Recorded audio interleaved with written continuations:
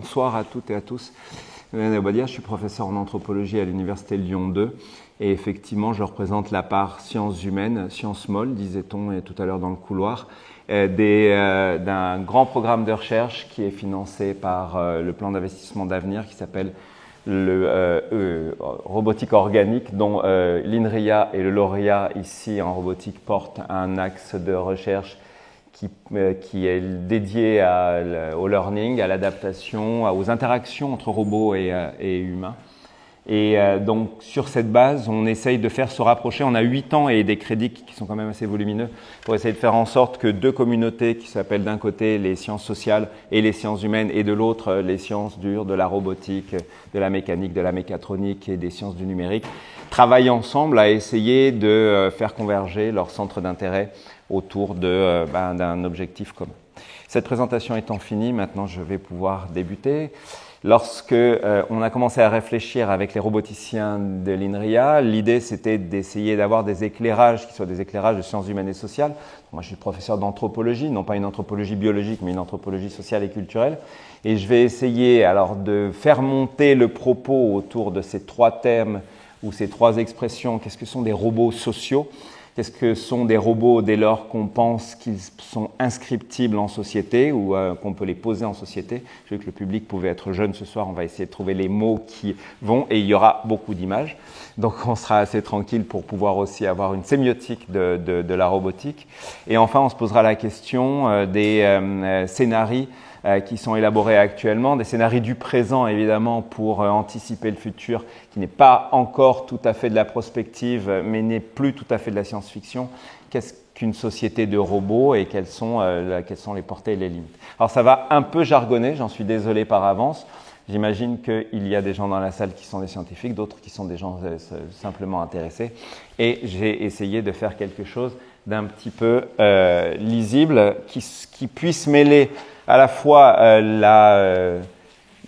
l'exigence de la science et la nécessité de l'ouverture. Alors encore un essai de sociologue sur les robots. Alors qu'on va vous parler de société de robots, on a tellement rebattu la thématique en disant encore et encore, qu'est-ce qu'on dit sur les sociétés de robots? Ah, la pauvre société envahie par les robots. Ah, l'avenir de la société, c'est la robotique puisqu'on en a besoin pour pallier un certain nombre de déficiences de la relation, de l'action, de la tâche ou même du corps, puisqu'il y a une robotique d'assistance sur laquelle on va revenir, une robotique assistive qui produit par exemple des exosquelettes qui sont fort utiles, ma foi, pour un certain nombre de personnes à mobilité réduite. Il y a déjà beaucoup de choses, une pléthore de publications, pas mal de débats, une inflation des oratoires. Maintenant, il est devenu à la mode de parler de robots et de robotique, souvent d'ailleurs d'un petit peu loin. Et nos chers amis et collègues roboticiens avec lesquels moi je travaille ont aussi des choses à dire sur la manière dont ils interagissent et font interagir leurs machines avec la société. Donc on voit bien qu'il y a quelque chose de complètement effervescent. Mais là, je vais le traiter du point de vue de ce que je connais moi. Moi, je suis donc un anthropologue, donc je ne sais faire qu'observer les êtres humains et essayer de théoriser à partir de là. Je n'ai jamais construit de robot, je n'ai jamais programmé de robot, aussi un petit Nao qui de toute façon m'a battu aux échecs. Mais c'était assez facile de me battre aux échecs, mais pas de programmer Nao. Et donc, je serai à juste distance. Et vous verrez que cette distance, elle est variable au fur et à mesure. Donc, j'essaye d'avoir le recul nécessaire. On essaiera tous ensemble, puisqu'il y aura des questions, le recul nécessaire à ce que s'exerce une pensée critique. Mais en général, venue des sciences humaines et sociales, la pensée est souvent très critique en disant « Qu'êtes-vous en train de faire, chers roboticiens? Vous êtes en train de déshumaniser l'humain. » Comme si l'humain ne s'était pas déjà déshumanisé lui-même. Il y aura des choses un petit peu provocatrices sur la fin, je m'en excuse par avance, mais je ne changerai pas le propos puisque c'est ça l'idée aussi, si on veut penser l'humain, il faudra le penser dans toutes ses dimensions. Alors donc, un petit livre très intéressant avec des spécialistes publié en 2016 qui s'appelle « En compagnie des robots ». A comme accroche, au moment où la société se robotise, on attend des robots un supplément d'âme, c'est-à-dire qu'ils nous amènent quelque chose, une sorte de miroir un peu spirituel sur l'humain. Alors moi, je reprends la même expression et on attend des robots surtout qu'ils s'humanisent et pas simplement qu'ils soient le miroir de l'âme humaine, puisque là aussi vous verrez l'une des facettes de mes travaux et de lancer des recherches avec des gens en robotique et des gens en sciences humaines et sociales, sur les robots religieux qui sont maintenant en train de se déployer un petit peu partout dans les temples, et pas seulement en Asie, contrairement à ce que disent un certain nombre de personnes. Vous verrez, je garde la surprise quand même pour la fin. Et donc, l'idée, c'est de se poser la question quelle place pour les robots dans la trame des relations qu'on a avec eux, c'est-à-dire comment on interagit, on les voit pas, on les touche pas, on interagit avec la voix ou avec d'autres choses. Quelle est la voix, d'ailleurs, des gens un peu bizarres, que sont les socio-anthropologues dans le débat?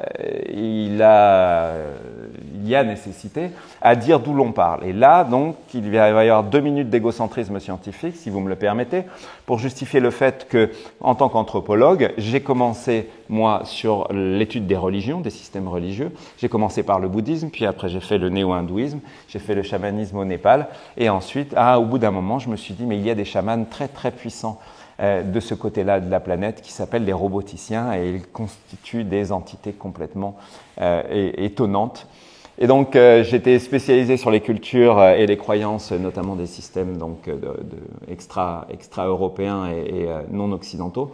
Et puis depuis, je mène des recherches sur les robots, disons de manière générale, sur les technologies. Et je conduis des ethnographies, c'est-à-dire on me lâche quelque part, je pose des questions, je prends des photos, j'observe, je note tout ce que font les gens et ce que font les robots et ce que font les gens en rapport aux robots.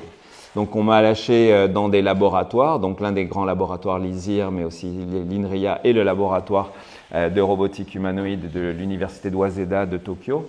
In the wild, ça veut dire dans la société, vous verrez que cette expression reviendra de manière très régulière, et dans ces tiers espaces qui s'appellent des users ou des living labs, où on voit des néophytes s'extasier devant la mise en œuvre d'un dispositif robotique numérique ou d'un dispositif connecté tout simplement. Et non pas simplement s'extasier, mais c'est là aussi des lieux d'interaction particulièrement importants. Je travaille également avec des entreprises, pas simplement dans le monde académique. Donc là, j'en ai mentionné 2, Enchanted Tools et Nrio, qui sont pour l'une des robots humanoïdes, et vous verrez Miroki, le robot de Enchanted Tools, et Nrio produit simplement des bras mécaniques, mais qui sont déployés dans des espaces domestiques, à la différence de l'ensemble des bras mécaniques qui sont en général déployés dans le cadre des entreprises. Je ne vais pas trop vite? Non, je continue. Merci beaucoup.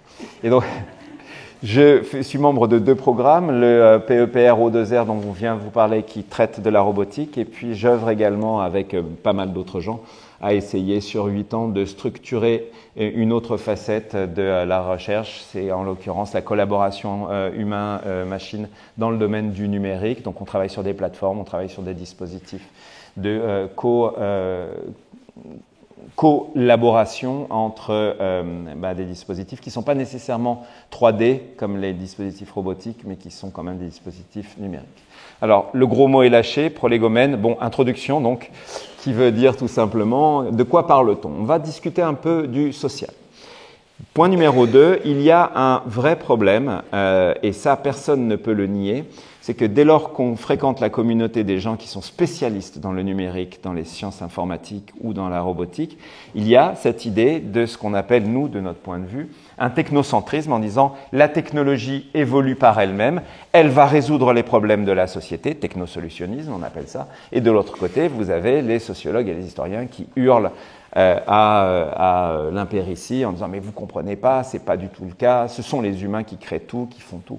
En fait, il y a une interaction entre ces 2 perspectives, mais dès lors qu'on arrive à dévisser ces positions qui sont des postures quasiment politiques, quand vous mettez les personnes de ces 2 communautés ensemble, il y a une sorte de communication impossible parce qu'il y a des postures irréductibles, comme par exemple à l'Assemblée nationale, mais pas pour les mêmes raisons. Alors, ici, on va travailler sur des représentations. Je vais mobiliser de la fiction, de la science-fiction, mais aussi des représentations collectives réelles, concrètes. Qu'est-ce qu'il y a comme représentation dans la tête des roboticiens, qui est ma nouvelle tribu, en fait, vous l'avez compris, mais aussi les pratiques, les croyances sur une base empirique large. J'ai essayé juste de dire que, à la suite de quelques collègues très proches et d'autres plus lointains, je ne suis pas le premier anthropologue lâché dans ce milieu-là. Les autres se sont intéressés à des choses un petit peu plus liées à la figure de l'humain dans son caractère universel. Moi, ce qui m'intéresse, c'est comment on interagit avec des machines. Certaines ne sont que des bras, d'autres ne sont que des jambes, d'autres ne sont que des mains et d'autres ne sont que des têtes. Mais dans tous les cas, il y a des morceaux d'humains quelque part, et plus que l'humain lui-même, c'est l'interaction moi, qui m'intéresse. Alors, la philosophie critique, je vais citer 2 personnes, peut-être que vous les connaissez, j'espère que vous les connaissez parce qu'ils arrivent à faire passer un discours relativement critique mais bien argumenté et très solide. Gaspard Koenig et Éric Sadin pour les citer respectivement. Donc, Gaspard Koenig, en 2019, publie un livre qui s'appelle « La fin de l'individu », en nous expliquant que les dispositifs numériques sont en train de ronger ce qui fait l'essence même de l'individu humain, sa pleine conscience, son libre arbitre, sa capacité de décision, son inscription dans des programmes culturels, c'est-à-dire sa capacité à se projeter sur ce que sera son avenir et celle de son humanité. Il a raison, la critique est un peu forte, la fin de l'individu, oui, la fin, mais la finalité ou the end. Donc on a aussi des questions qui sont liées peut-être à un scénario un peu noir. Et donc, mais dans tous les cas, il a raison de souligner, et il n'est pas le premier, que nous sommes aliénés par un écosystème de machines. Ne faites pas de moi un néo-marxiste anti-machinique, c'est pas du tout. Je trouve que si on n'a pas de machine, eh ben, on ne peut plus vivre à l'heure actuelle. Voyez bien que les nouvelles générations, mais aussi nous, les anciens, si on n'avait plus de smartphone, si on n'avait plus d'ordinateur et si on n'avait plus tout le système de la cobotique, on serait très très ennuyé à faire vivre les écosystèmes dans lesquels on vit actuellement. Éric Sadin donc a publié en 2016 un livre à charge qui s'appelle « La silicolonisation du monde ». Vous avez compris qu'il s'agit là d'une contraction entre Silicon Valley et colonisation, en nous expliquant que les idéaux et les valeurs de la Silicon Valley sont en train de conquérir l'ensemble de la planète. Et il arrive dans un chapitre, avec ce titre édifiant, sur lequel il faut rester, à l'idée qu'il y a un malaise dans la civilisation robotique. Donc effectivement, l'idée de civilisation robotique, vous avez compris que c'est une métaphore, hein, on n'est pas arrivé à une civilisation chinoise, grecque ou indienne telles qu'ont été les grandes civilisations selon les grands historiens de la première moitié du XXe siècle. On parle d'autre chose ici. Et donc son idée, c'est qu'il y a un drôle de ricochet dans l'histoire. Nous avons créé des robots et les robots sont en train de nous aliéner puisque c'est nous qui sommes en train de devenir des robots. Pourquoi ? Nous adoptons des modèles de comportement qui sont des modèles de comportement complètement reproductifs, itératifs.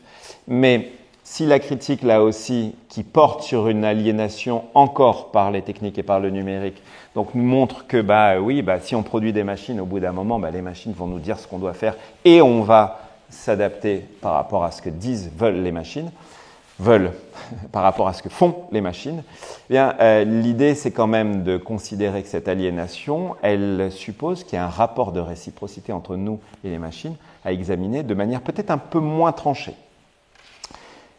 Et donc de ce point de vue-là, je conserverai l'idée de robot, que ce soit l'imagination du robot ou le robot tel qu'il se déploie, les Nao, les Pepper et d'autres que je connais un peu, je vais vous les montrer.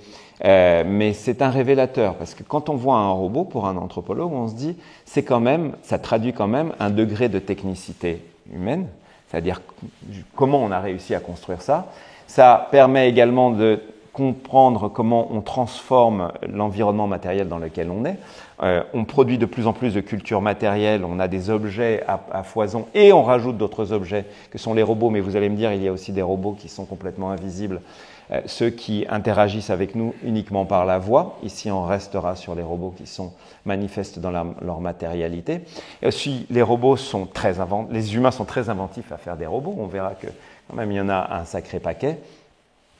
Et ça crée une certaine créativité mentale. Les robots, on peut leur faire mettre n'importe quel type de croyance, y verser n'importe quel type de représentation, et notamment des représentations sacrées, mais pas simplement aussi, il peut y avoir des représentations horrifiques, puisqu'il y a tout un pan maintenant de la recherche qui se pose la question de savoir est-ce que les robots sont animés par quelque chose est-ce qu'ils sont hantés en quelque sorte, est-ce qu'ils sont animés par des entités qui seraient des entités néfastes à l'humanité. Et enfin, ça mobilise nos normes de vie, notre normativité, c'est-à-dire posant la question de savoir si on met un robot quelque part, qu'est-ce que ça va changer dans nos modes de comportement collectifs. Pour ça, avançons un petit peu et reposons-nous la question de savoir où sont les robots, combien il y en a. Donc s'il y a des roboticiens dans la salle, vous voyez bien que ici, je remobilise quelques données qui sont les données de l'Association internationale de robotique qui produisent chaque année des données qui sont relativement fiables et très robustes, examinant les marchés de robotique, c'est-à-dire qu'est-ce qui se produit, qu'est-ce qui est produit et qu'est-ce qui est distribué. Et on se rend compte que ça monte en puissance, notamment la robotique industrielle, qui représente quand même plus de 80% de la robotique mondiale. La robotique industrielle, c'est ce qui se passe dans nos usines, chez Peugeot, ailleurs, quand on construit sur une chaîne des voitures ou n'importe quel autre type de biens dont on a besoin, ou plus ou moins besoin, dans notre monde. Et puis ensuite, il y a une trame historique édifiante des développements de la robotique. Regardez bien l'histoire telle qu'elle est écrite conjointement par les historiens des techniques et par les roboticiens, nous raconte à l'origine, il y eut des automates, puis ensuite, il y a eu la révolution industrielle, puis tout d'un coup, regardez, il y a une courbe ascendante qui, alors je vais faire comme avec mes étudiants, regardez, puisque nous sommes dans une conférence sur les robots, je vais faire Sarah Connor, pour ceux qui ont la référence. Personne n'a la référence, tant mieux, je continue ici. 2 personnes, merci beaucoup. Donc le pointeur, Sarah Connor, merci. Donc Terminator hein, pour les néophytes. Et donc, de ce point de vue-là, ouais, on a une courbe ascendante. Ici, on a une courbe ascendante. Et les projections sur l'avenir continuent à être ascendantes avec, c'est vrai que peut-être on le voit, là, effectivement, ici on le voit un petit peu mieux parce que ça permet de plus distinguer les contrastes. Les catégories de robots commencent à se diversifier, continuent à se diversifier au fur et à mesure que la production mondiale de robots se développe. Mais initialement, la robotique industrielle est la première qui a connu de tels développements. Donc, la majorité des robots déployés en société, ils ne sont pas en société, ils sont en usine. Or, l'usine est dans la société, me direz-vous, on est bien d'accord, mais elle représente un espace particulier et un secteur particulier qui est celui de l'activité productive. Si toutes les sociétés ne sont, société humaine s'entend, pas société au sens entreprise, ne sont que des machines à produire, est-ce que c'est ça l'humain ? Un peu, mais pas que. Donc, ces robots déployés en société, d'abord, ils occupent certains secteurs, et puis il y a une revanche de la visibilité médiatique d'autres types de robots, et notamment la robotique humanoïde. Ici, j'ai pris 3 exemples qui sont les plus connus parce que les plus discutés. La célèbre Sophia, ici, qui est une robot féminine, femme, pas encore féminine, déjà, qui est dotée d'une intelligence artificielle qui lui permet de communiquer, de tenir des interviews. Donc, elle a été invitée sur tous les plateaux de télévision, notamment aux États-Unis. Et le mimétisme de son visage trouble évidemment tout le monde. Et tout le monde joue un peu avec Sophia en disant jusqu'à quel point on va se laisser avoir. Même un acteur américain très connu, l'acteur principal de iRobot, par ailleurs, qui a tenté de l'embrasser à l'occasion d'une interview. Et donc, il a été éconduit, qui est le plus humain des deux, en fait, finalement, en posant la question. Ishiguro, donc le très célèbre père des géminoïdes et des robots qui lui ressemblent. Donc, il a créé un robot à son image, exactement à son image, tant et si bien que les collègues qui l'ont fréquenté, moi je ne l'ai pas fréquenté personnellement, mais les collègues qui l'ont fréquenté m'ont dit quand on rentre dans le laboratoire, il est assis et le robot est assis, on ne sait pas auquel des deux on doit s'adresser. C'est quand même relativement troublant et il travaille en permanence à faire avancer un certain nombre d'innovations dans ce sens-là. Et puis le très célèbre Atlas de Boston Dynamics, qui est devenu maintenant la star absolue de l'ensemble des vidéos YouTube et des vidéos en ligne, puisque c'est un robot dont les compétences... Alors évidemment, il coûte plusieurs centaines de millions de dollars, hein, donc ce n'est pas du tout le petit robot chien que vous allez offrir à Noël ou que le Père Noël va apporter aux enfants. Et donc, c'est un autre type de robot. Et Atlas est doté, alors il n'a pas cette tête, mais il a d'humanoïde le reste du corps.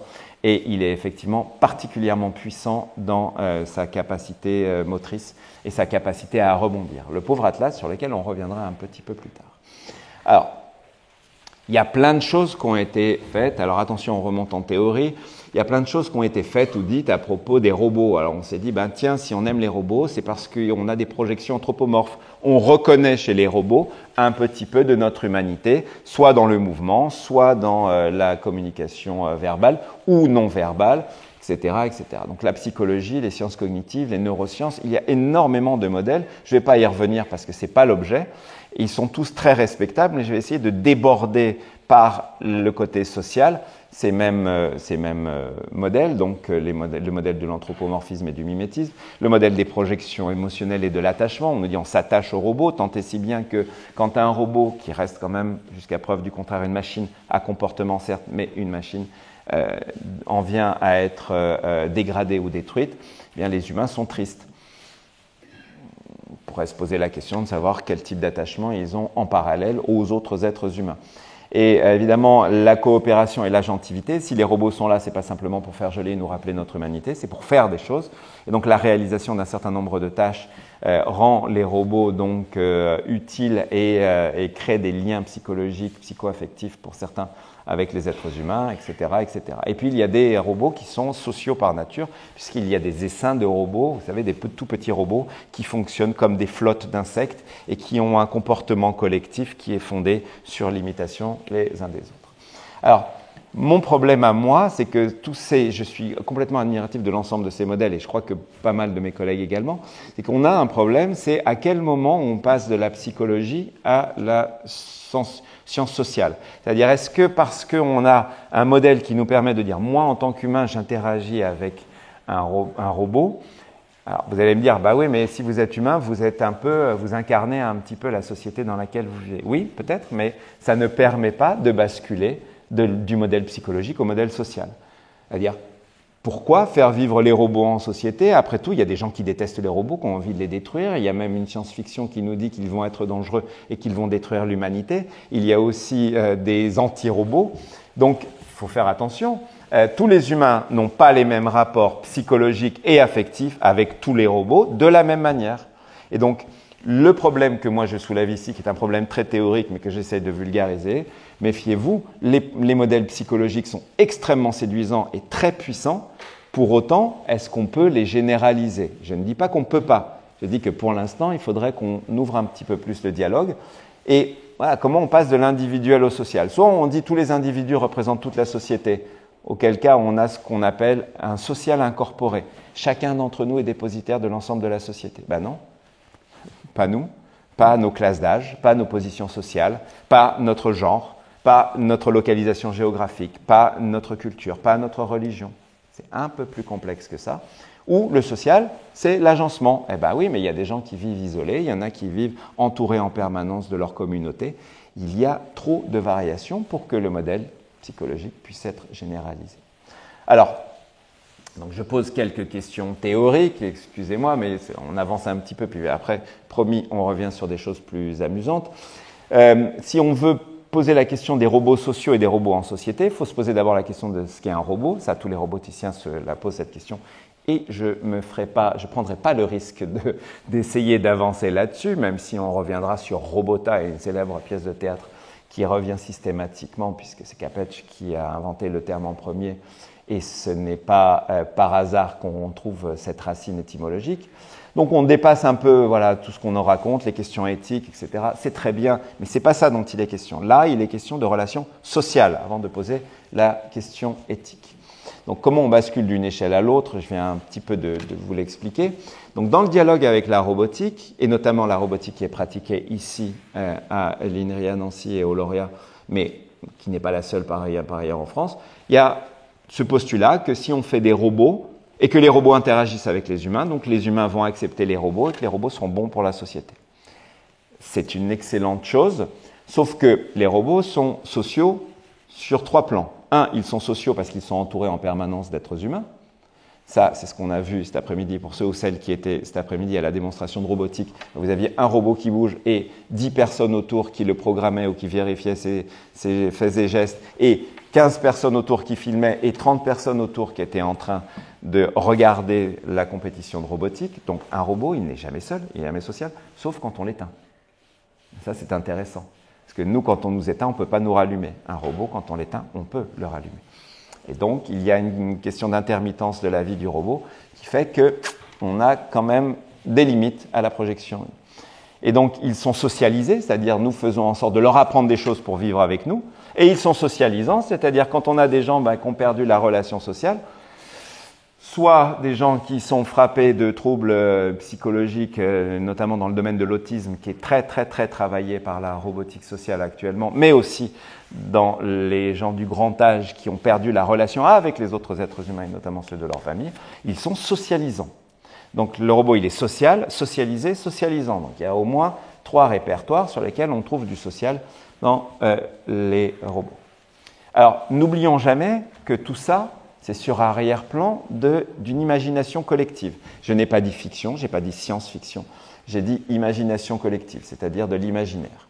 Alors, il faut que j'avance un tout petit peu plus vite parce que je prends beaucoup de temps. Dans cette perspective, donc Jean-Pierre Laumon, qui a été le titulaire de la chaire de robotique au Collège de France, quelqu'un qui s'intéressait beaucoup à l'histoire des civilisations, à la culture et donc à l'anthropologie et à la sociologie, nous disait il y a une fonction de l'imaginaire dans l'élaboration des objets techniques. C'est d'ailleurs un sujet inépuisable pour les anthropologues et les historiens. Et dans son livre sur la robotique, en 2023, il dit « Regardez comme les anthropologues s'intéressent beaucoup à l'imaginaire. Mais moi, je vais vous expliquer ensuite comment fonctionne un robot. » Donc c'est très bien, mais il convoque de l'imaginaire aussi dans d'autres de ses livres et dans sa conférence inaugurale. Les roboticiens ne sont pas des robots qui fabriquent des robots. Les roboticiens sont des êtres humains qui vivent dans une société. Et moi, quand j'ai commencé mes propres recherches, je suis allé sur le terrain, les gens me disaient en permanence, ne le dis à personne, mais quand j'étais petit, je voulais construire R2D2 et c'est pour ça que je suis là. Donc dans une entreprise ou dans un laboratoire de robotique. Ne le dis à personne. C'est sans doute le moment le plus intéressant d'une enquête de terrain. Puis après, les gens construisent des robots avec d'autres enjeux, des enjeux politiques, des enjeux économiques, des enjeux de concurrence scientifique, etc., etc. Donc, les roboticiens vivent dans le monde, ils sont pétris d'un imaginaire. Alors, c'est vrai qu'il y a beaucoup de postures de la robotique qui sont des postures visant à ramener dans le droit chemin les gens qui pensent que les robots, c'est Terminator ou R2D2, et pour leur expliquer que le vrai robot, il est un peu autre chose. Mais l'imagination collective, elle est très importante. Et je vais vous donner ici quelques exemples, si ça veut bien tourner, et si ça veut bien se lancer, et ça ne se lance pas. Là, c'était un film, hein, donc c'est bien dommage. Ces éléments-là sont des éléments qui affichent ce que nous, on appelle des programmes culturels. C'est-à-dire quand vous vous rendez ici, en l'occurrence à Hangzhou, qui est une ville chinoise, quand vous sortez de l'aéroport, vous avez une sorte de film de science-fiction, j'allais dire, un film d'animation qui vous montre les performances de la robotique locale et puis qui finissent après dans un vaisseau spatial qui s'envole, etc., etc.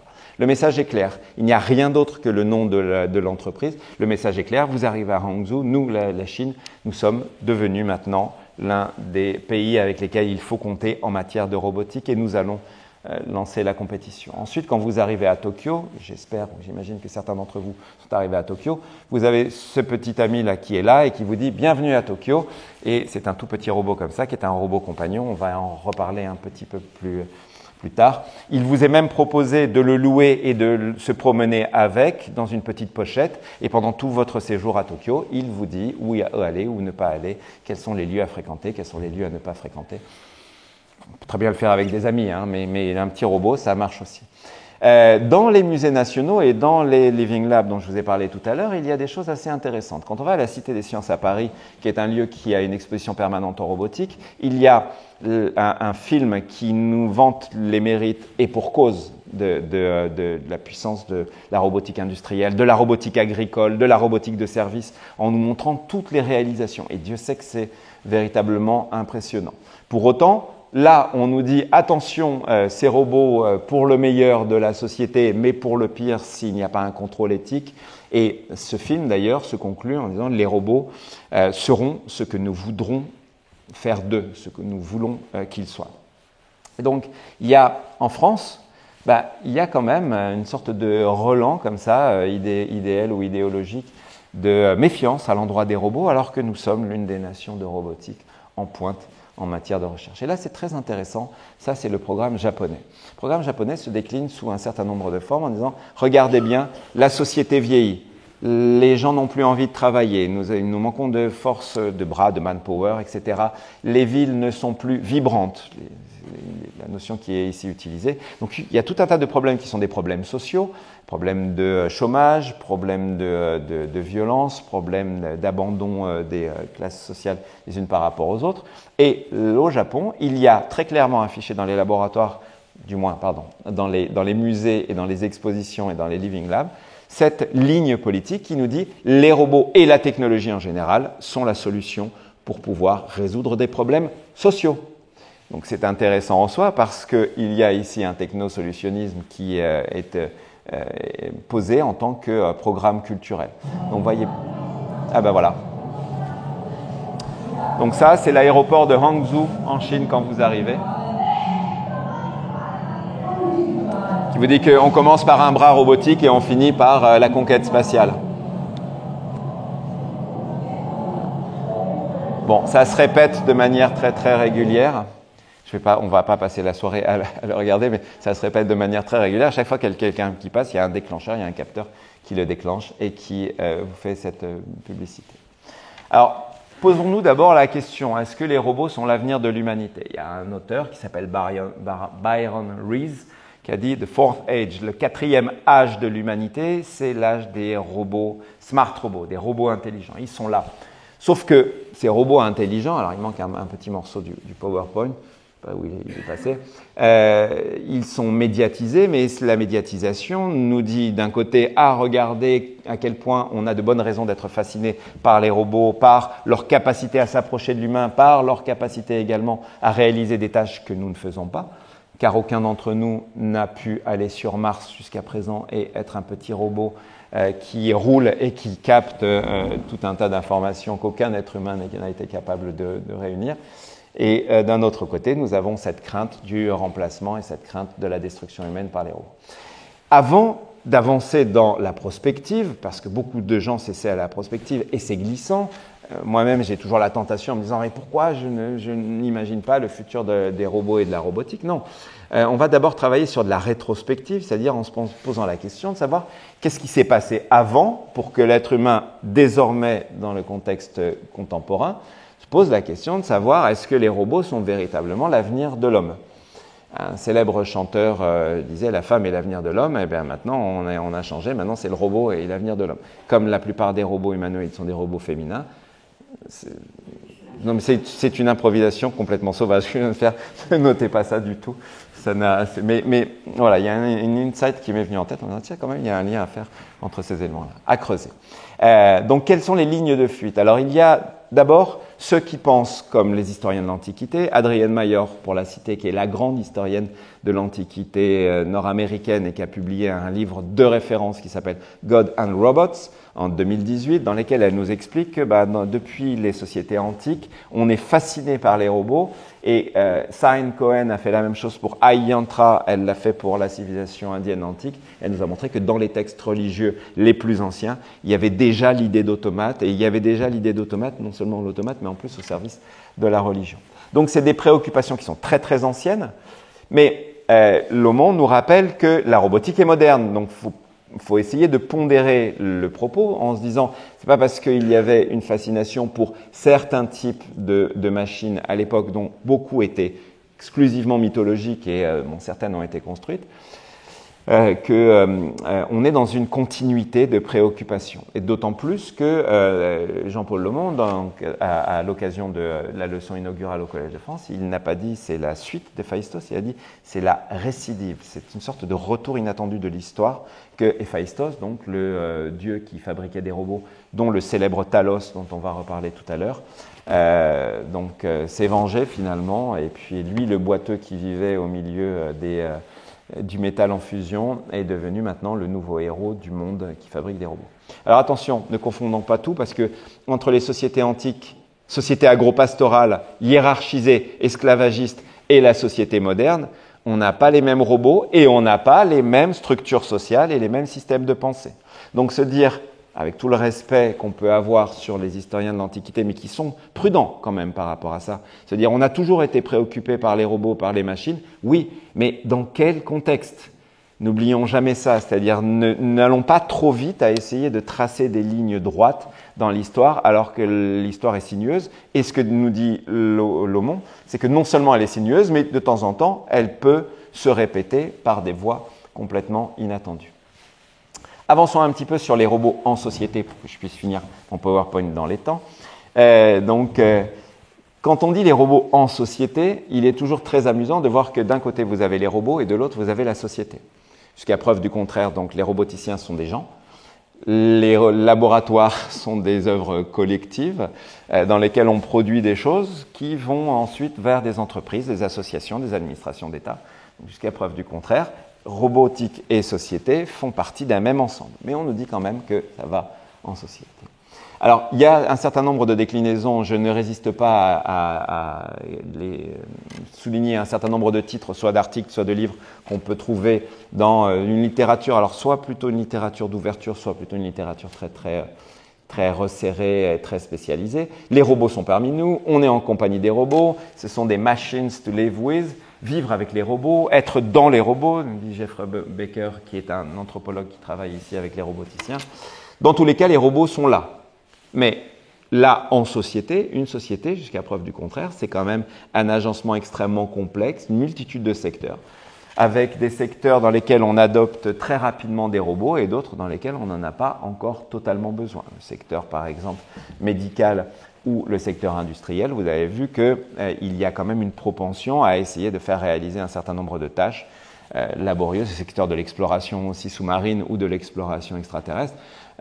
C'est mieux d'envoyer des robots qui, si on les perd, on n'est pas trop triste, que d'envoyer des humains qui vont mourir pour des raisons de sécurité. Donc, il y a des rythmes avec des développements propres, il y a des temps et des espaces singuliers. Ce qui se passe à l'entreprise, ce n'est pas exactement ce qui se passe à l'école. Quand vous mettez un robot dans une école ou dans un espace public, et notamment un espace économique comme un centre commercial, il y a de fortes chances que le robot n'y survive pas. Ça, on va conclure là-dessus. Et puis il y a aussi d'autres facteurs. Il ne faut pas voir que la société, que les robots et que la culture.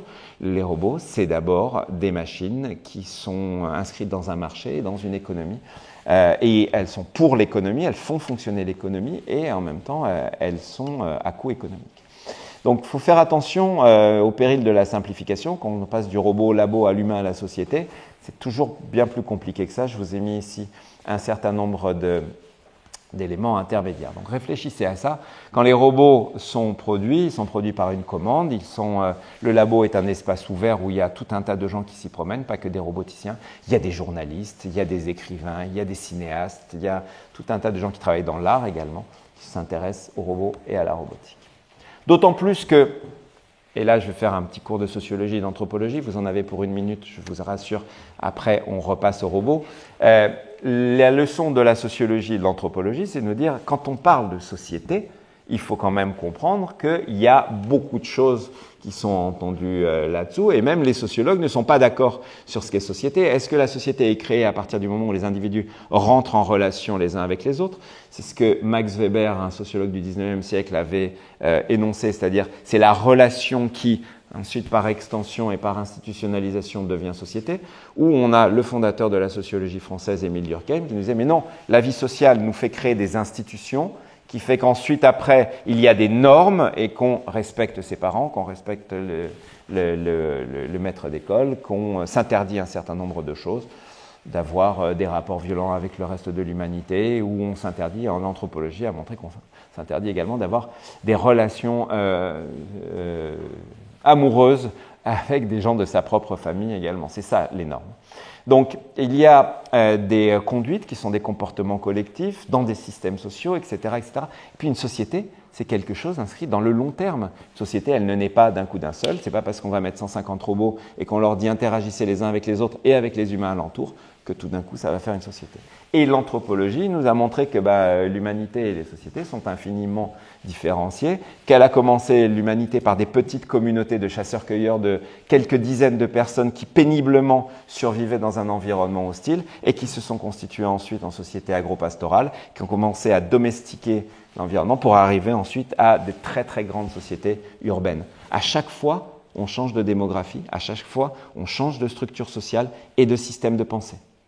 Le rapport à l'environnement n'est pas le même, le rapport au monde n'est pas le même, et le rapport à la croyance change encore. Alors, ce qu'il faut arriver, et après il y a des photos, vous allez pouvoir commencer à respirer. Qu'est-ce qui fait qu'un robot est social? Donc, il est produit par la société, en société, pour la société, donc il ne peut être que social. Il y a quand même des gens qui réfléchissent en disant il est social parce qu'il communique. Donc, il a une capacité, le robot, effectivement, quand on lui donne, une capacité vocale et une capacité interactive qui passe par le dialogue. C'est-à-dire à partir du moment où on dialogue, ça peut être un robot plat comme par exemple Siri quand je lui demande quelque chose, mais aussi un robot animé comme un Pepper qui me demande généralement de lui répéter 4 fois parce que les capteurs ne marchent pas toujours, mais dans tous les cas, il a cette capacité. Avec Geoffrey Becker et d'un certain nombre d'anthropologues, on travaillait avec les roboticiens sur la question des langages paralinguistiques, c'est-à-dire comment, dans l'attitude du robot, il dit quelque chose que le langage ne dit pas. C'est un deuxième trait humain quand même. Nous, on est capable d'avoir une conversation sans parler. C'est-à-dire rien que vos corps, vos attitudes disent, envoient des messages. Le mien en envoie beaucoup depuis tout à l'heure, plus la vocalité. Et donc, il y a cette capacité linguistique et paralinguistique qui sont des éléments qui facilitent ou qui restreignent donc la capacité de socialisation des robots. Il faut que j'avance un tout petit peu plus. Alors, rapidement, on intègre les robots, quels robots dans quoi, et quelle place on leur attribue. Il y a tout un tas de réflexions qui sont menées actuellement en disant, est-ce que finalement les robots, c'est des pseudo-humains? Ça, c'est ce que vous entendez le plus. Mais certains, comme Kate Darling, par exemple, qui est une roboticienne du MIT très, très spécialisée depuis quelques années, qui nous dit, mais est-ce que ce n'est pas des pseudo-animaux, finalement, la manière dont on se comporte avec eux? Ils ne sont pas suffisamment humains pour être des humains, mais ils se comportent avec des comportements sociaux et des interactifs avec nous. Est-ce que ce n'est pas justement une nouvelle génération d'animaux mécaniques? Ou de simples artefacts? Adrienne Mayor nous dit, attention, un robot, il est made, but not born. Il a été fait et il n'est pas né. Donc, il ne peut pas être généré de la même manière, il ne peut pas avoir la même inscription dans le social. Bon, après, il y a des Sabanovic qui travaillent en robotique sociale, nous expliquent également un certain nombre de choses. Un petit peu de variation culturelle et un petit peu de photos, sinon vous allez finir par vous ennuyer. Il me reste un quart d'heure? Je ne fais pas. Donc, la culture teinte les variations des robots. Je suis à diapositive 14 sur 38. Variations culturelles autour des robots. Les robots prennent des teintes, des couleurs et des formes qui sont variables. Et il y a des robots noirs, il y a des robots indiens, il y a des robots chinois, il y a des robots, etc. Donc ça colore littéralement avec quelques quand même paradoxes. On a vu que dans le monde hellénique et dans le monde indien, il y avait une prééminence pour la réflexion autour du robot. Pourquoi la Grèce actuelle et l'Inde actuelle ne sont pas les premiers producteurs de robots du monde? Posons-nous un certain nombre de questions.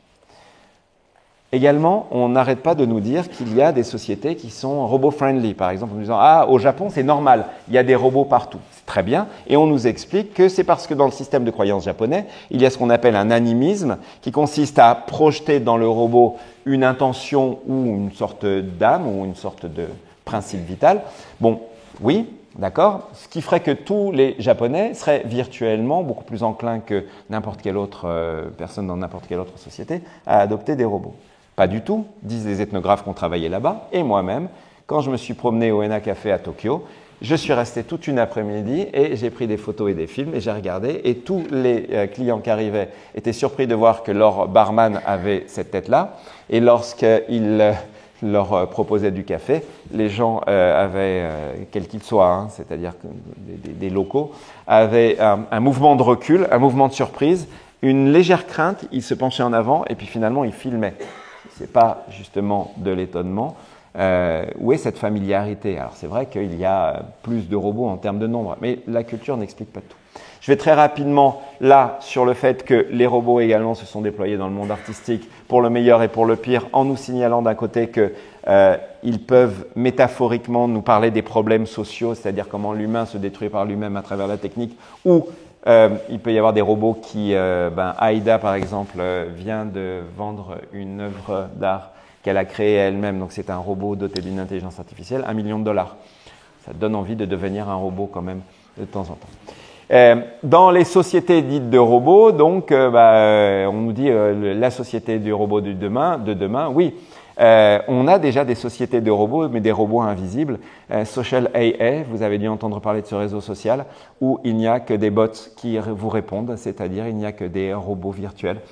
Et donc, si vous avez envie de gommer l'humain de votre environnement, vous avez tout à fait la possibilité de pouvoir vous lancer là-dessus.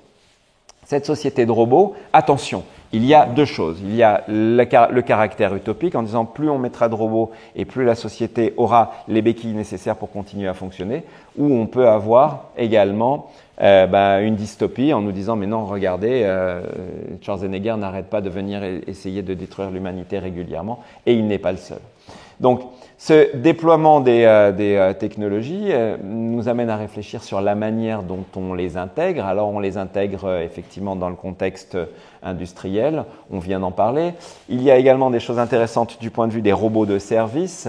En général, les gens sont beaucoup plus enclins à accepter que les robots fassent ou accomplissent un certain nombre de tâches qui sont des tâches rébarbatives ou laborieuses qu'eux-mêmes n'ont pas envie de faire. Donc, il y a des statistiques qui montrent qu'il y a un niveau d'acceptation plus élevé pour les robots de service, précisément parce qu'ils sont dans la proximité et ils sont dans l'aide. Mais bon, les robots de service en France, ça ressemble à ça. Quand on est au Japon, en revanche, on a des robots d'accueil. Et on va au Pepper Parlor à Tokyo et on a 3 Peppers qui nous disent « Bonjour, est-ce que vous voulez manger quelque chose ?»« Oui. »« Bonjour, est-ce que vous voulez manger quelque chose ?»« Oui. »« Bonjour, est-ce que vous voulez manger… »« Non, je boirai. »« Bonjour, est-ce que vous voulez boire quelque chose ?»« Oui. » Donc, le plus intéressant est sans doute le copain Plateau, que s'il y a des roboticiens dans la salle, vous devez le connaître, j'espère pouvoir… Voilà, Plateau, c'est lui. Donc, vous êtes dans un restaurant, il y a Pepper qui vous reçoit et Plateau qui vous emmène votre nourriture. Donc on est dans une coexistence forte entre les humains et les robots ici, tout simplement parce que les tâches sont bien réparties. Les humains ici prennent les commandes et encaissent. Et Pepper accueille et Plateau passe les plats. Il y a également les robots domestiques. On va avancer un petit peu sur la question domestique, très intéressant. Domestique, vous pensez immédiatement à l'espace privé et vous avez raison. Mais domestique, n'oubliez jamais que c'est aussi la domesticité. Il me reste 10 minutes, merci beaucoup. La domesticité, c'est-à-dire la capacité d'avoir des gens qui font des choses à votre place dans votre espace. Que de chemin parcouru entre cette photo ici en noir et blanc qui est un groupe de domestiques dans une grande maison familiale et cette photo qui met un buddy, qui est un buddy, donc son nom l'indique, c'est un ami de la famille qui est là au milieu alors que les domestiques étaient séparés. Donc il y a des transformations de l'espace du privé. Alors l'espace du privé n'est pas régulé par les mêmes normes que l'entreprise, que l'école, que la vie sociale extérieure, etc., etc. Forte reconnaissance, forte solidarité, etc.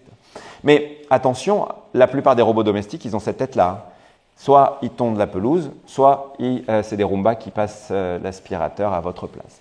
Donc méfiez-vous quand même de cette vision des robots domestiques. 50% des Français utilisent des robots domestiques. La plupart, c'est des boules, des sphères comme ça, des roues comme ça qui se promènent. Ça s'appelle Roomba. Et faites attention aussi, les robots domestiques. On s'est rendu compte que le petit Astro, qui était très sympa, qui surveillait la maison quand vous n'étiez pas là, il envoyait également, à l'occasion, ce n'est pas toujours le cas, vos données personnelles à des gens qui ont envie aussi de les avoir.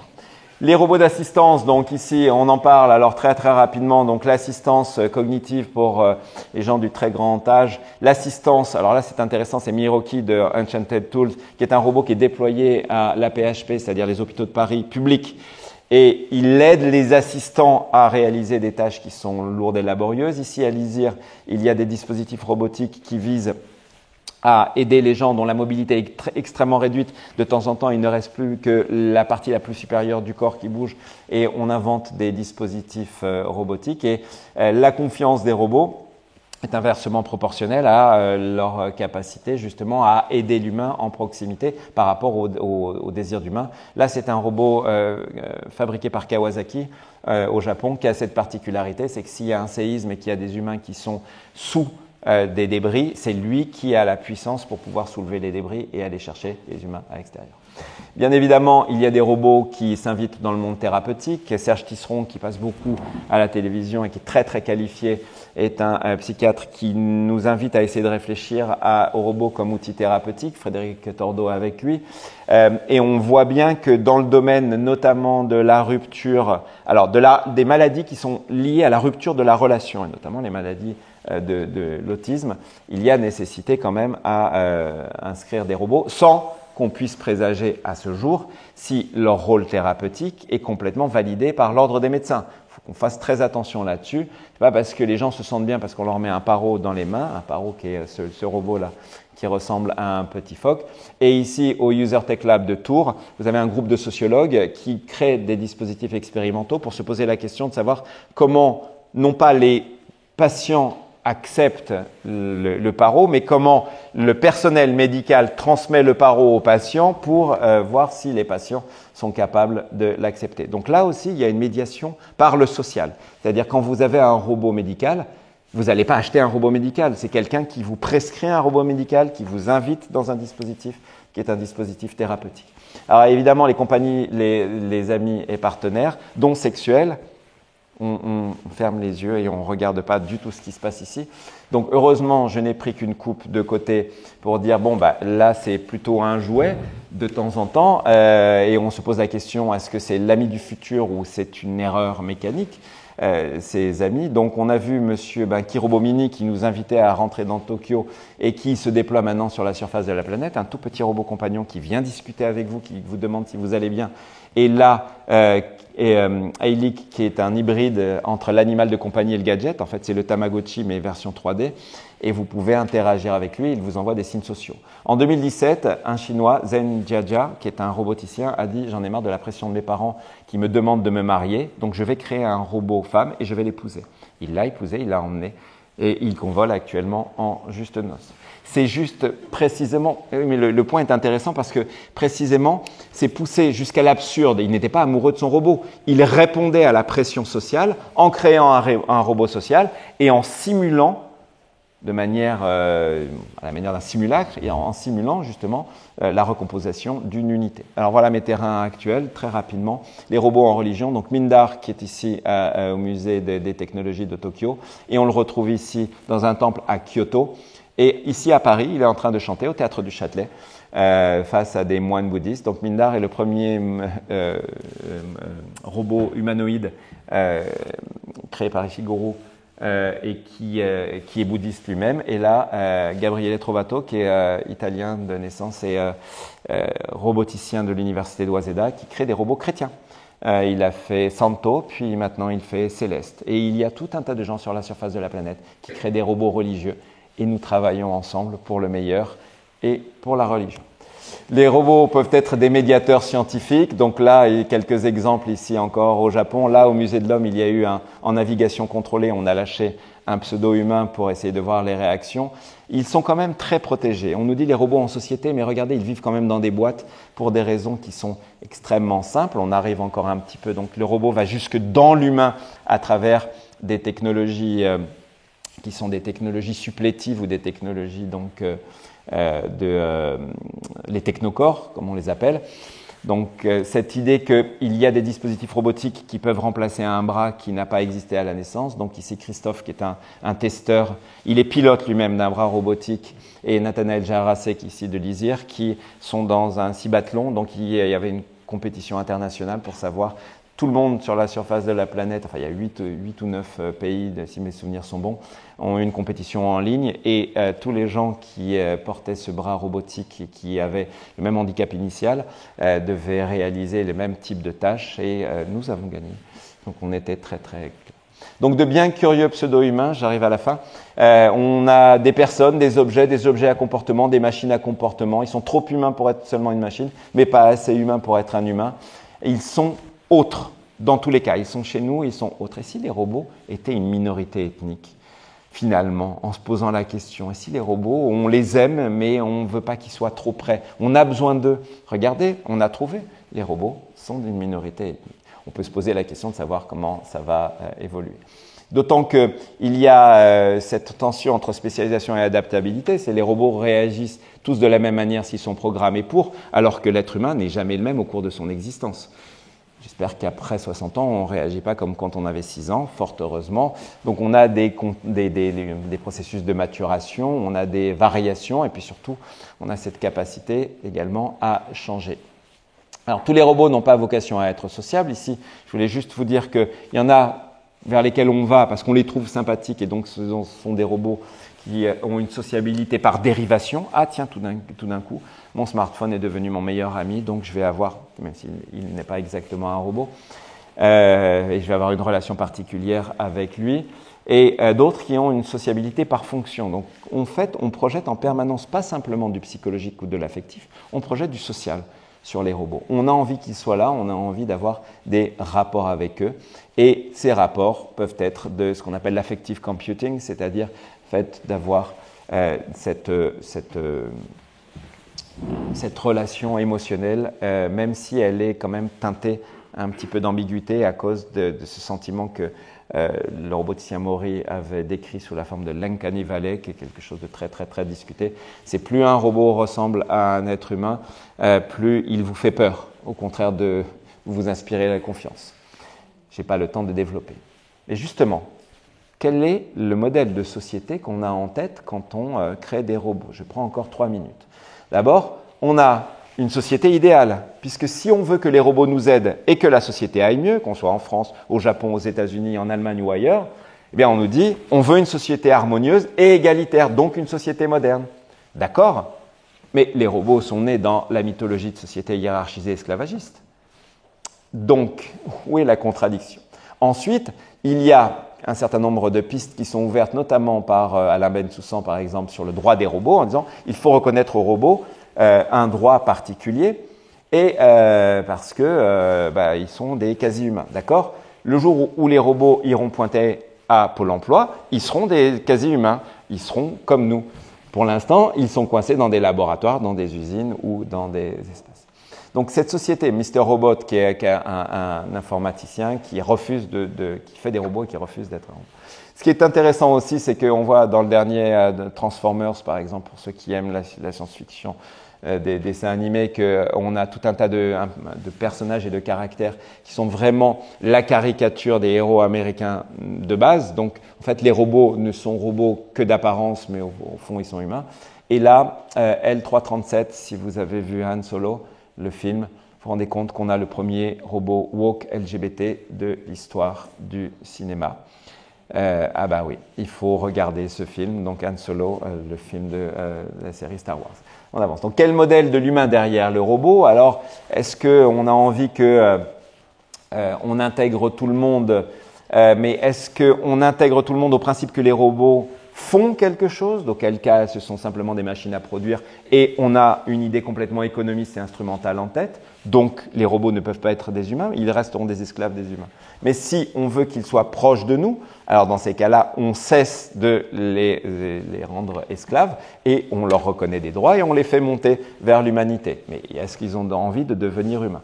Là, ici, quelques points qui sont intéressants. Roger et ses robots, donc je conseille à tous les parents, Roger et ses humains, pardon, je conseille à tous les parents de faire lire ça aux enfants. C'est un petit robot militaire destructeur qui apprend l'humanité avec deux jeunes geeks qui sont assez socialement inadaptés et caractériels. Et donc, l'humanité vue du robot, c'est quand même assez ici. C'est Roger et ses humains. Et là, on a deux cas de Wild Robot, le robot sauvage, qui est actuellement encore dans les cinémas, et Better Than Us, qui est une série russe, où il y a la finalité, attention spoiler alerte, à la fin, il y a un sacrifice d'eux-mêmes. Ils se suicident pour sauver les humains. Donc c'est une des 3 lois d'Asimov, me diront ceux qui connaissent la science-fiction, on est d'accord. Mais là, ils deviennent vraiment humains à partir du moment où ils décident de se sacrifier. Et donc, ils ont le pic de l'humanité. J'en ai quasiment fini. Donc le grand remplacement professionnel par les robots n'est pas encore en cours, même s'il est une sorte de dystopie. N'oublions jamais, alors il y a un livre assez intéressant, La chute de l'Empire humain ici, de Charles-Édouard Bouet, qui nous raconte, vu d'un robot et écrit par un robot, comment la société humaine s'est effondrée sous l'impulsion donc robotique. Le jour où on aura des robots qui vont nous remplacer, il faudra ici, comme dans Galactic Swiffer, qui est un film de science-fiction coréen, où on a un robot qui est quand même très très mal poli. Et là, on a un robot très très humain. D'autant que les robots peuvent être violents ou l'objet de violence de la part des humains. Et je finis là-dessus en quelques slides. On a quelques cas, un cas particulier qui a été beaucoup travaillé en robotique et un petit peu en sciences sociales, qui est le cas des robots d'accueil dans les centres commerciaux au Japon, qui ont été encerclés et molestés par des petits-enfants. Alors les roboticiens, immédiatement, en disant « c'est la faute des humains, ils n'ont pas été éduqués, ils n'étaient pas sous contrôle ». D'accord ? Au-delà de ça, posons-nous la question de savoir combien de fois chacun d'entre nous a démoli un objet technique sous l'impulsion de la colère, sous l'impulsion de l'impatience, sous l'impulsion de sentiments qui sont des sentiments quand même très largement humains. Ne me dites pas que vous n'avez jamais tapé sur votre voiture pour la faire démarrer, je ne vous croirai pas. Enfin, les anciennes voitures maintenant, effectivement, les nouveaux moteurs réagissent très très peu à ce genre de choses. Et donc, enfant malveillant, enfant sans surveillance ou reconnaissance de la violence potentielle des êtres humains, car l'humain n'est pas simplement un être harmonieux qui a envie de s'entourer de machines qui vont faire son travail à sa place, ou de machines qui vont être chez lui pour lui dire « Tiens, as-tu passé une bonne journée, cher humain ?»« Oui, cher robot. » C'est un peu plus compliqué que ça, et nous sommes capables, nous, de violenter les robots, et donc la raison pour laquelle, en retour, nous rêvons de robots qui vont nous violenter. Là, souvenez-vous, peut-être que je vous l'apprends, il y a eu des vidéos qui ont circulé sur les tests d'Atlas pour voir sa mobilité, sa capacité à tenir debout, et le roboticien qui était en train de faire le test, finalement, finit par essayer de pousser Atlas pour le faire tomber.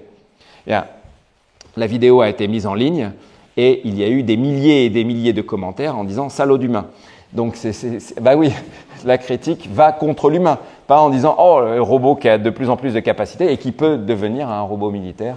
Précisément, justement, puisque si on considère que l'humain est l'histoire de l'humanité et l'histoire des sociétés, c'est aussi la guerre, c'est la violence, c'est l'assujettissement, c'est la conquête, c'est la tentative de se détruire les uns les autres, eh bien, on a là toute une histoire qui est résumée en 3 images. Talos, le premier robot d'Héphaïstos, qui était le grand robot défenseur de la Crète, qui détruisait les vaisseaux ennemis ou qui détruisait les ennemis lorsqu'il s'approchait. Et ici, Talos, le nouveau dispositif robotique de l'armée nord-américaine qui vise à rendre les soldats très, très efficaces. Entre les deux, ici, on a Talos, qui est juste un robot scientifique, qui est très, très gentil, qui fait 80 kg et qu'on peut voir à l'INRIA juste à côté. Donc, faites attention également à ça. On a finalement de bien complexes relations et on nous propose de nous dire que si on évolue avec les robots, il y a un principe qu'on appelle la coévolution. Laurence de Villers, l'une des spécialistes de technologie d'IA et de robotique les plus en vue actuellement, et elle nous explique que il faut penser la coévolution. Le terme revient systématiquement dans les débats en robotique et je me suis posé la question pourquoi les sciences sociales ne l'utilisent pas, pourquoi les sciences historiques ne l'utilisent pas. Et je suis allé voir les revues spécialisées, on m'explique savamment que la coévolution, elle peut être compétitive entre espèces antagonistes ou coopérative entre espèces mutualistes. Donc c'est de la biologie. Donc on tente d'appliquer un modèle de biologie à un modèle de l'humain. D'autant plus que là, le système hôte-parasite proie-prédateur, qui est le prédateur, qui est le parasite, qui est la proie entre le robot et l'humain. Donc le modèle de la coévolution, qui est un modèle très très à la mode actuellement, est lui aussi particulièrement séduisant. Slide final.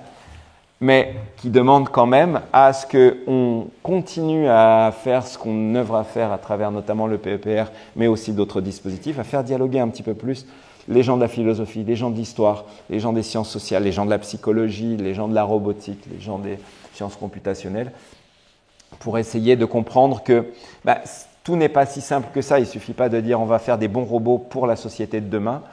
Posons-nous d'abord la question de la société d'aujourd'hui et comment la société d'aujourd'hui l'est devenue par rapport à la société d'hier, avec des lignes de continuité par rapport aux robots. En ultime conclusion, Georges Bernanos, en 1947, mais c'est la version de 1954 qu'il a plus connue, publiait « La France contre les robots », un pamphlet pour désigner et dénoncer l'automatisation de la société française, donc l'automatisation du travail et le fait que nous soyons aliénés par la technologie. Ça date de la moitié du XXe siècle. Donc de Bernanos à France Robot Initiative, qui est une publication du ministère de l'Enseignement supérieur et de la Recherche qui nous dit « mais c'est bien de faire des robots ». Vous avez vu que la boucle a été bouclée et que finalement, cette ambivalence fondamentale en disant « on n'aime pas les robots, mais on veut en faire » ou « on aime les robots, mais si on les fait, ils vont nous piquer notre place », ne cesse de nous travailler depuis très longtemps. Une question très courte, est-ce qu'une partie de la société ne va pas avoir une sorte d'aliénation mentale face à une socialisation comme ça de robots? Alors, moi je placerai ça sur une aliénation sociale et je laisserai l'aliénation mentale à ceux qui ont des relations tout à fait singulières avec les robots au point de les mettre dans leur lit par exemple ou de les torturer. Ça arrive. Grand bien leur face, tout au long de l'humanité, on a inventé des objets transitionnels, nous disent les psychanalystes, vous savez bien. Pour l'aliénation sociale, il y a effectivement des secteurs où il y a déjà une aliénation. Regardez bien, chaque fois qu'il y a un plan de robotisation d'un secteur de l'industrie, il y a une vague de licenciements derrière. Donc il y a cette crainte d'un remplacement, d'un assujettissement, et finalement les robots mieux que nous. Sauf qu'un robot, ça s'entretient, ça coûte cher, ça a besoin de réparation, ça a besoin de surveillance, ça a besoin de programmation. C'est pas juste un élément posé là et qui va faire la tâche. Un être humain, effectivement, ça a besoin de partir en vacances, ça se syndicalise, bon, ça fait plein de choses que les patrons n'aiment pas. Mais les robots, ça fait aussi plein de choses que les patrons n'aiment pas.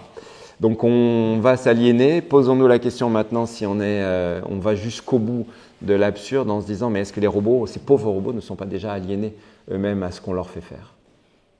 C'est une pirouette, mais c'est comme ça que je m'en sors. Alors, on voit beaucoup de robots humanoïdes. Ouais.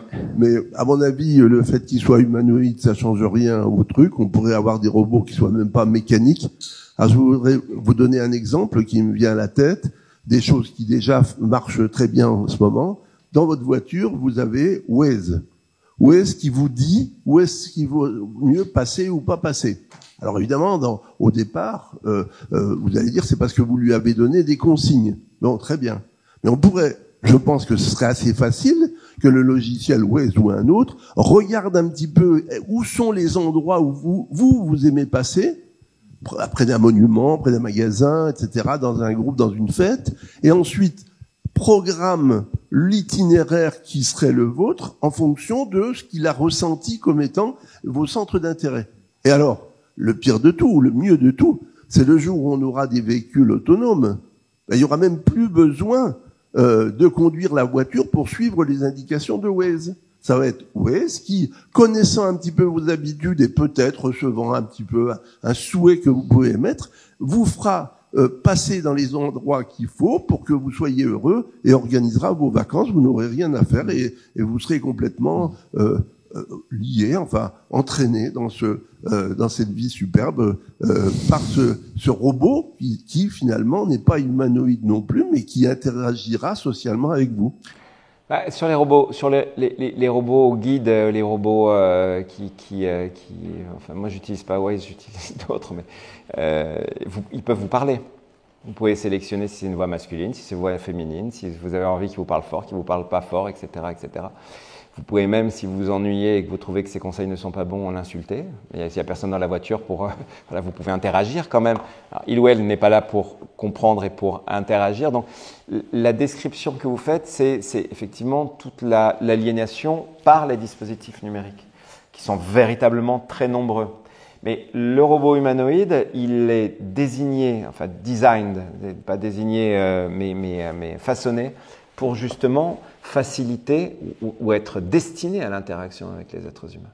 Parce que si vous lâchez justement une table numérique dans un EHPAD et vous dites aux gens, il y a plein de gens maintenant qui ont tout un tas de perte de mémoire, de perte de la relation et que vous voulez entretenir ça, on a plein d'exemples où déployer des petits robots, mais qui font rien, qui font des galipettes, tac, tac, tac, etc., ou un petit peu de bruit, peuvent amuser la galerie. Alors, pas tout le temps, pas perpétuellement et pas non plus comme solution à tous les maux, mais enfin, les robots anthropomorphes et zoomorphes, parce qu'il y a aussi beaucoup de robots zoomorphes, on oublie de le mentionner quand même.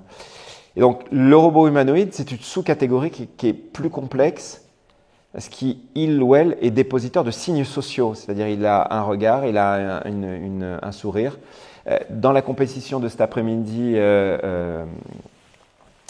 compétition de robotique, c'était très intéressant parce qu'il y avait des robots qui étaient programmés, tous les robots étaient programmés pour réaliser des tâches à peu près similaires de captation d'un certain nombre d'éléments matériels et puis déplacer un objet comme ça avec une programmation en autonomie, parce que c'est ça qu'on attend d'eux.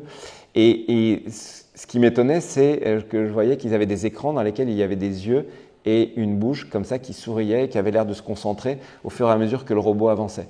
En fait, la programmation n'a pas besoin de ça. Mais vous aimez savoir que le robot, vous aimez savoir que vous croyez que le robot se concentre et qu'il adopte des signes sociaux qui sont je fronce les sourcils, je regarde ailleurs, etc., etc. Et donc, le robot humanoïde est une espèce quand même tout à fait particulière, mais qui cristallise beaucoup de choses du point de vue de l'imaginaire. Mais ils ne sont pas si nombreux que ça. Hein. Croyez-moi, ils sont nombreux dans les films de science-fiction, mais ils ne sont pas nombreux dans la réalité. Bonjour. On a vu ces dernières années, entre autres avec les IA génératives, une amélioration de la qualité des échanges en termes de fluidité avec les robots au sens large. Est-ce que vous pensez quel impact ça aurait, vous pensez, le fait que quand les humains ne sauront plus quand ils interagissent avec quelqu'un dans la société, si c'est un robot ou pas, en termes d'intégration à la société? Le test de Turing. Honnêtement, même les roboticiens les plus convaincus savent déjà que le vrai danger de la perte de la frontière entre l'humain et l'au-delà de l'humain, ou l'ailleurs de l'humain, ou l'en-deçà de l'humain, enfin on ne sait pas comment le qualifier, c'est l'intelligence artificielle. Les exemples se multiplient. Et il y a quelques années, moi j'étais en échange avec une université britannique et tout le monde parlait de ce qui s'était passé dans le New York Times. Et il y a un journaliste du New York Times qui a commencé à discuter avec la nouvelle IA de Bing et a commencé à interagir avec elle. Et au bout d'un moment, il a flirté avec l'intelligence artificielle, qui a commencé à lui dire « Oui, mais alors, est-ce que tu as des sentiments pour moi? Est-ce que tu m'aimes, etc. Tu ne m'as pas écrit aujourd'hui ?» Bref, c'était une interaction qui était exclusivement tapée. Hein. Et au bout d'un moment, donc il a pu retranscrire ça, donc ça a fait les grands titres du New York Times. Et au bout d'un moment, l'intelligence artificielle qui s'est féminisée au fur et à mesure des échanges, parce qu'elle avait compris que c'était un homme qui lui parlait, lui a dit « Quitte ta femme et viens vivre avec moi ». Mais depuis, ça c'était il y a quelques années, depuis, il y a quand même des gens qui ont fait de plus grosses bêtises en dialoguant avec l'intelligence artificielle. Il y a même des gens qui sont morts actuellement en suivant les conseils de l'intelligence artificielle. Et on a régulièrement sur des notifications d'informations en IA des invitations faites par, alors c'est des dérives, hein, mais des invitations faites par des IA génératives, d'invitations au suicide. Pour les jeunes, il y a un jeune aux États-Unis qui s'est foutu en l'air à 14 ans parce qu'une IA lui avait dit « suicide-toi ». Donc on est dans quelque chose qui est véritablement troublant, c'est-à-dire que là, on se rend compte que la capacité à avoir une communication qui transmet des émotions partagées et qui ne permet pas de savoir derrière la boîte si c'est un humain ou pas, voilà, on est vraiment là sur le plus troublant de tous. Quand vous voyez un robot humanoïde, même si c'est les robots japonais qui répliquent exactement, même à la peau, à la texture de la peau, la tête de leur créateur, l'illusion ne marche pas. Et encore actuellement, on gagne encore un petit peu d'humanité par le repérage par l'œil humain de ce qui est artificiel, notamment dans les vidéos créées par, vous savez, des nouveaux dispositifs d'intelligence, Soma, etc., qui créent des vidéos à partir d'un text-to-image. Mais oui, là, ça va être véritablement dangereux. Mais je pense que le plus dangereux, c'est d'abord de croire, de ne pas voir la personne qui est derrière, mais si tout d'un coup la porte s'ouvre et puis on a Pepper qui rentre et c'est la personne avec laquelle vous avez dialogué, évidemment, là, les masques vont tomber et vous allez rapidement faire contraster votre répertoire visuel avec votre répertoire communicationnel. Là, vous allez dire, bon, c'était qu'une machine après tout. Mais 2001 l'Odyssée de l'espace, on y est presque. Hein. Bonjour. Est-ce que l'intelligence artificielle n'est pas une forme de robotisation? Ah si, tout à fait. Oui, tout à fait. Et là, le gros mot, c'est algorithme, en fait. L'algorithme qui est un système tout à fait logique articulant des tâches, des implications logiques entre différents points. Vous commencez quelque part et vous arrivez quelque part.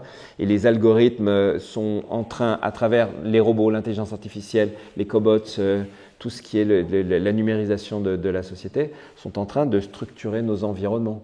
Là, on est là-dessus. Alors, robotisation entendue dans son sens large, c'est-à-dire à la Bernanos. C'est-à-dire, finalement, cet écosystème digital qu'on a créé en disant que ça allait nous simplifier la vie, est-ce que finalement, ça ne nous apporte pas quelque chose d'autre?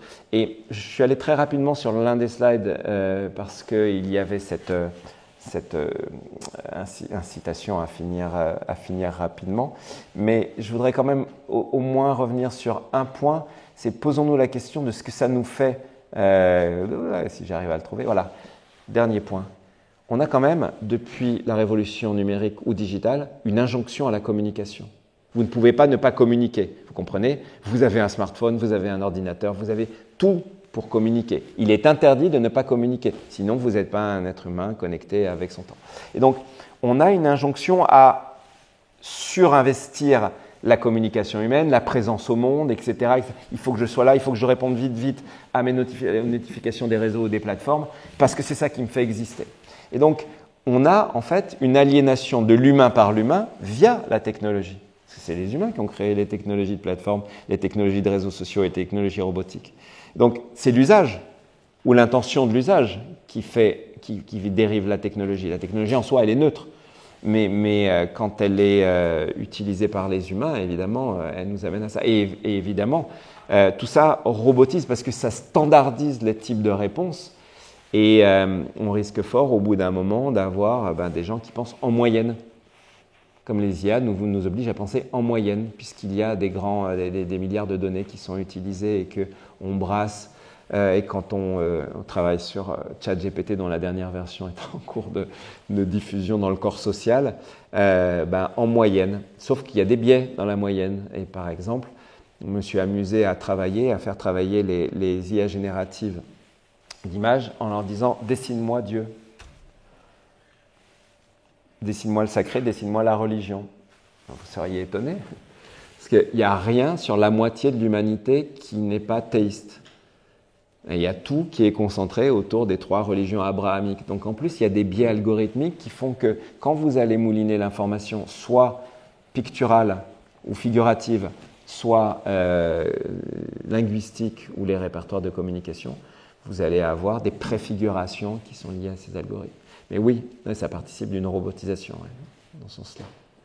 Bonsoir. Bonsoir. Oui. Alors moi je suis linguiste, donc on ne peut pas communiquer là de Valzavic, ça m'a beaucoup parlé. Et je pensais surtout, je pense que la finalité, elle sera surtout la conséquence, d'une dichotomie entre la compétence de l'être humain à justement savoir communiquer, ce qui se perd lourdement aujourd'hui, et justement les robots in fine qui eux projettent une forme de communication qui est un peu biaisée et qui va finir en fait par empiéter sur l'image que l'humain a au final de sa vision du monde, parce que la communication justement on la perd complètement aujourd'hui. C'est-à-dire qu'aujourd'hui avec les politiques, les sociétés actuelles, ça fait que aujourd'hui on parle par la violence, on se scinde politiquement parlant, on se divise pour soi-disant asseoir notre façon de voir le monde. Et aujourd'hui, si on ne règle pas déjà, je pense, cette question donc humaine entre guillemets, on peut déjà anticiper d'une certaine manière la finalité avec la robotisation en tant que telle, ou en tout cas les fonctions de la robotique et ses conséquences sur l'être humain. Je suis d'accord avec vous, jusqu'à un certain point seulement, si je peux me permettre. C'est que je trouve quand même que la robotique fait d'énormes efforts pour assigner aux robots des compétences linguistiques que beaucoup de gens n'ont plus actuellement. C'est-à-dire, c'est vrai que les normes de présentation, les protocoles de communication, quand vous rencontrez un robot, quand même, il vous dit « Bonjour, je m'appelle un tel, est-ce que vous voulez communiquer avec moi? Est-ce que vous voulez faire ci et ça, etc. » Quand on croise des gens dans la rue, en général, les formules de cette chose ancienne qui s'appelle la politesse sont un peu passées, frappées d'obsolescence, programmées, dirait-on. Et donc il y a effectivement quelque chose qui est de l'ordre d'un changement du langage, donc de la communication, donc de la relation, donc de l'humain. C'est un peu mécanique tout ça, mais la logique y est. Après, il y a la question de savoir à quel moment l'humain va réinvestir sous d'autres formes de langage. Je ne suis pas techno-utopiste, mais je ne suis pas techno-dystopique non plus. Je crois qu'à chaque fois qu'on a eu une révolution technologique, on s'en est sorti. Et alors, grandi ou pas, c'est aux philosophes à répondre, mais on s'en est sorti. On a réussi à transformer la surface de la planète avec les technologies de transport. On a réussi à transformer radicalement la planète avec les technologies agraires.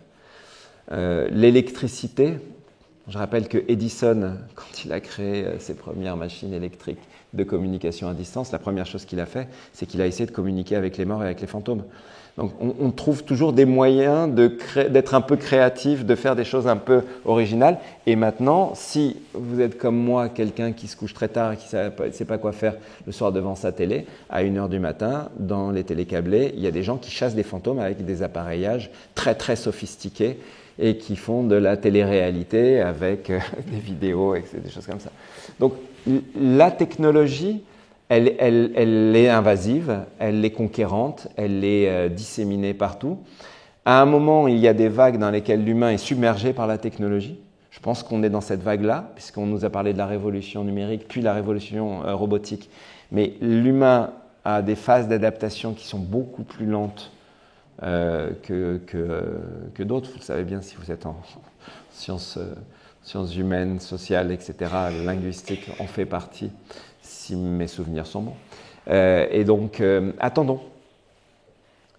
Soyons pas utopistes, trop, mais soyons pas, ne noircissons pas le tableau de l'avenir, soyons juste vigilants.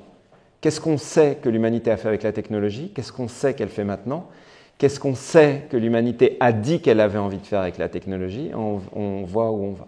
Mais effectivement, il y a des petites victoires thérapeutiques, mécaniques. Qui a envie d'aller à 3000 ou 5000 mètres sous l'océan pour aller réparer des câbles?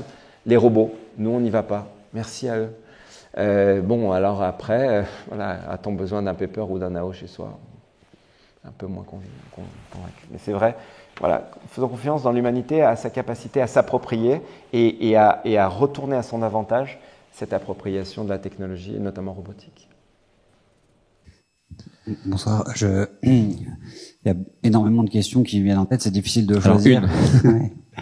Vous parlez de coévolution. Ça me fait penser un peu aussi à les machines. Il y a un support matériel, un support informatique. Enfin, tout ce qui est de l'ordre de la programmation, c'est un peu comme la génétique, l'épigénétique. En fonction du milieu, on va évoluer. Vous parliez de moyenne aussi tout à l'heure. Il y a une forme de responsabilité de l'être humain dans et ce qui nous fait le plus peur, c'est que, je pense, c'est à terme que cette forme d'intelligence nous échappe, qu'elle devienne autonome, et le pouvoir des décideurs, de ceux qui peuvent programmer ces machines-là aujourd'hui, qui est entre les mains de très peu de personnes finalement, quoi. Il y a cette forme de responsabilité aussi. Merci. Vous avez tout à fait raison, merci beaucoup. Il y a le Media Lab à Paris, le laboratoire des technologies en société de Sciences Po, qui travaille beaucoup sur la question du politique et qui travaille beaucoup sur la question justement des enjeux de pouvoir liés à l'intelligence artificielle, à la robotique, à toutes ces nouvelles technologies, et qui réfléchit en se disant, chercher les enjeux politiques, économiques et géopolitiques derrière le déploiement de telle ou telle technologie. Il y a le risque aussi, à un certain moment, et c'est Kurzweil et la théorie de la singularité, il y a un risque au bout d'un certain moment que l'autonomie arrive à que des machines s'autoprogramment. Et moi, les dernières informations que j'ai sur l'intelligence artificielle, c'est qu'on a déjà des cas où des IA programment des IA, et donc le machine learning, du deep learning au machine learning, on est arrivé au machine to machine. Et lorsqu'on n'aura plus besoin de l'humain de ce point de vue-là, on devra se poser deux questions. Est-ce que finalement, les machines vont faire fonctionner la société et nous serons complètement oisifs, fiers de l'être peut-être, ravis qu'il y a une infrastructure qui travaille pour nous, ou est-ce qu'on se sentira dépossédé de quelque chose? Bon, la science-fiction, mais aussi les mouvements idéologiques nous disent que voilà, il y a beaucoup de gens qui, de la vigilance à la résistance, il y a cette possibilité. Très beau film de Cronenberg, Existence, je ne sais pas si vous l'avez vu, certains dans la salle, c'est un vieux film, il date de la fin des années 90, c'est absolument phénoménal. Il avait anticipé les technologies connectées et le fait que les technologies connectées n'étaient pas mécaniques mais qu'elles étaient biologiques. Et donc on est en anticipation de 30 à 40 ans sur les nanotechnologies, les technologies intrusives et le fait que la technologie du futur, le robot du futur, c'est un robot biologique, c'est pas du tout un robot mécanique selon cette perspective. Donc là, à partir de ce moment-là, voilà, qui manipule ça? Ça risque d'être très... Mais il peut y avoir aussi, n'oubliez jamais le jeu des contre-pouvoirs, il peut y avoir aussi des résistants violents qui décident de détruire la société pour sauver l'humanité.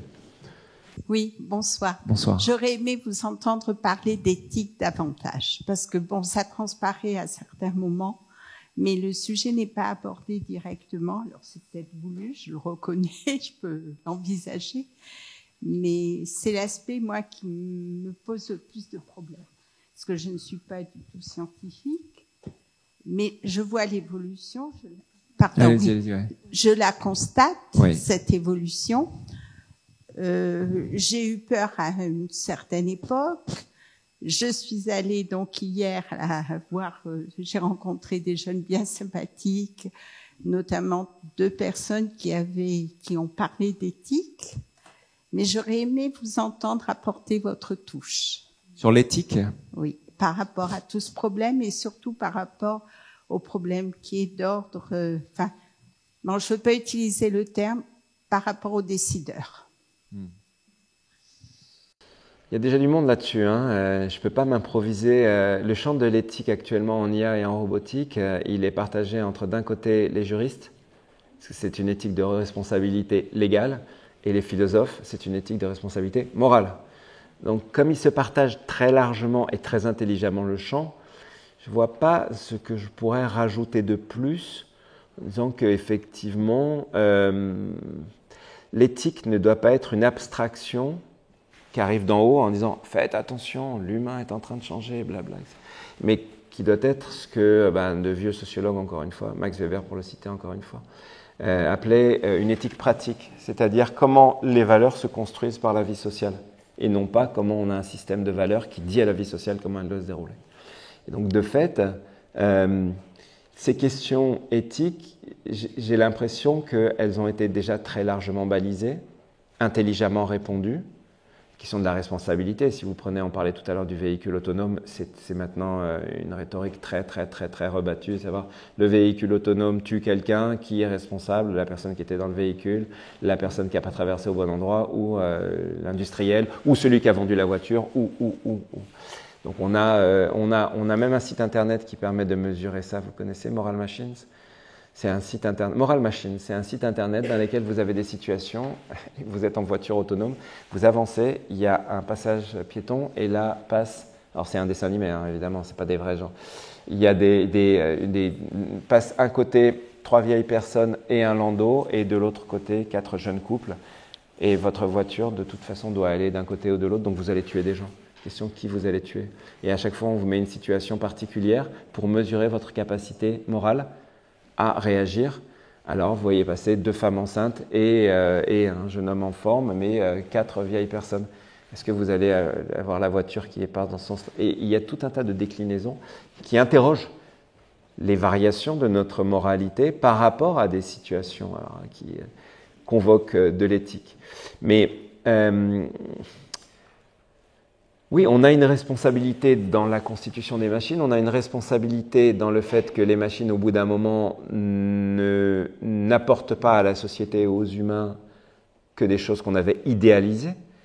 Mais je pense qu'on a une part forte de responsabilité quand même dans le fait d'avoir un peu trop idéalisé ce que les machines pouvaient faire pour nous.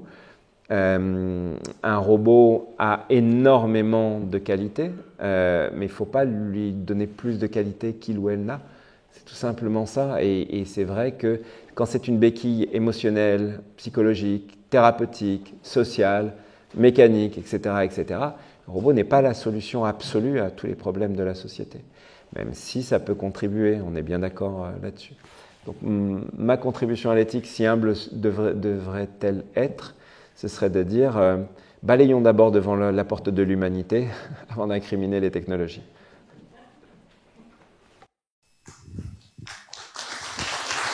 Merci beaucoup pour votre attention et votre capacité d'absorption de tous ces mots qui ont plu telle la pluie nancéenne.